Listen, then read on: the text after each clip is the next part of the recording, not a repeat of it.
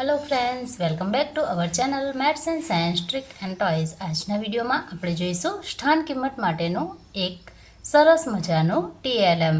તો સૌપ્રથમ આપણે કાર્ડ પેપરમાંથી એક આ પ્રકારે એક કોષ્ટક તૈયાર કરીશું।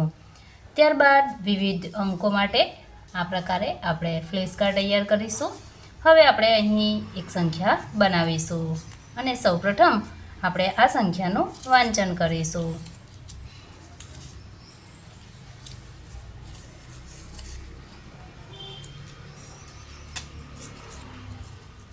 હવે આપણે આ સંખ્યાનું વાંચન કરીએ તો અહીં સંખ્યાનું વાંચન આ પ્રકારે થશે।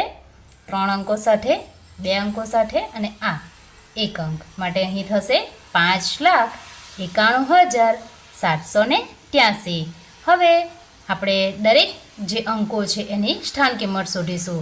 સૌપ્રથમ આપણે 5ની સ્થાન કિંમત શોધીશું। તો 5ની સ્થાન કિંમત શોધવા માટે આપણે 5નો અંક રહેવા દઈશું, બાકીના અંકોને દૂર કરીશું।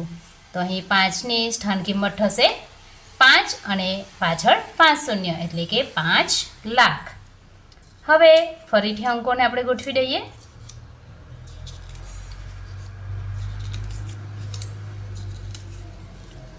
હવે આપણે 9ની સ્થાન કિંમત શોધવી છે, તો 9નો અંક રહેવા દઈશું, બાકીના અંકોને દૂર કરીશું।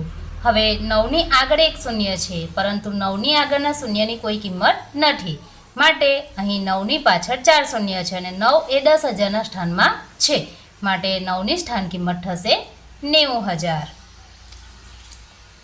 ફરીથી આપણે અંકોને ગોઠવી દઈશું।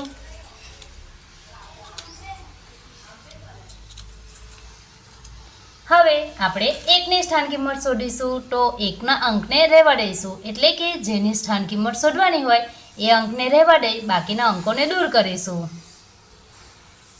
તો અહીં 1ની સ્થાન કિંમત આપણને મળે છે 1,000।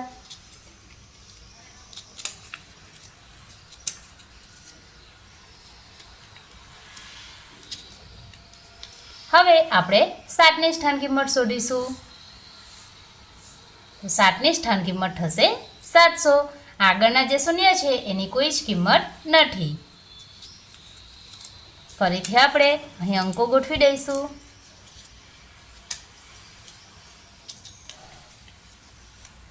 હવે આપણે 8ની સ્થાન કિંમત શોધીશું।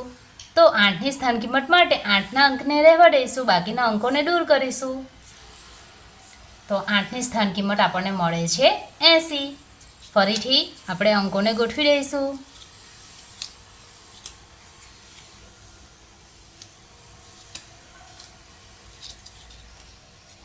હવે આપણે 3ની સ્થાન કિંમત શોધીશું। 3ની સ્થાન કિંમત માટે બાકીના અંકોને દૂર કરી ફક્ત 3 રહેવા દઈશું। તો 3ની સ્થાન કિંમત મળે છે 3। તો વિદ્યાર્થી મિત્રો, જોયું ને, આપણે કોઈ પણ અંકોની સ્થાન કિંમત આ TLMની મદદથી ખૂબ જ સરળતાથી શોધી શકીએ છીએ। ફરીથી આપણે એક સંખ્યા લઈશું। આપણે ગમે તેટલા અંકની સંખ્યા લઈ શકીએ છીએ। દાખલા તરીકે આપણી એક સંખ્યા છે 521। હવે આપણે 2ની સ્થાન કિંમત શોધીશું। તો 2ની સ્થાન કિંમત મળે છે 20। નવી એક સંખ્યા બનાવીશું।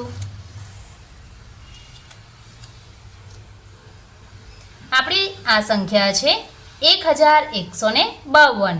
હવે આપણે તેમાં આ 1ની સ્થાન કિંમત શોધીશું। તો 1ની સ્થાન કિંમત મળે છે 100। તો આ પ્રકારે આપણને કોઈ પણ સંખ્યા આપી હોય, જો આપણે આ કોષ્ટકને યાદ રાખીશું તો કોઈ પણ સંખ્યાની સ્થાન કિંમત ખૂબ જ સરળતાથી આપણે શોધી શકીશું। જો તમને આ વિડીયો ગમ્યો હોય તો મિત્રોમાં શેર કરશો, બાજુમાં રહેલ સબસ્ક્રાઇબ બટન પર ક્લિક કરશો અને વિડીયોને જરૂરથી લાઈક કરશો। Thank you.